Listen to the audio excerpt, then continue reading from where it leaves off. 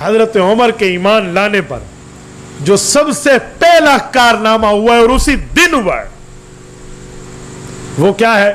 بیت اللہ میں کھلے عام عبادت کرنا. یہ آج تک نہیں تھی. بیت اللہ میں کھلے عام عبادت کیا رسول اللہ جاتے تو عقبہ بن ابی معیط جیسا بوڑھا کافر رسول اللہ کے سینہ اقدس اور حضور کی گردن میں پٹکا ڈال کے کھینچنا شروع کر دیتا. رسول اللہ سر سجدے میں رکھتے تو اونٹ کا بھرا ہوا اوجر ڈال دیا جاتا. یہ سارے واقعے. تو اسی لیے وہاں کی عبادت کتنے عرصے سے موقوف تھی. حضرت عمر ایمان لائے کہ کعبہ شریف چلے. کہ عمر کیسے جائیں؟ تیری قوم نہیں جانے دیتی. اب جواب ہے کہ میری قوم جانے اور میں جانوں. آپ تو چلے نا.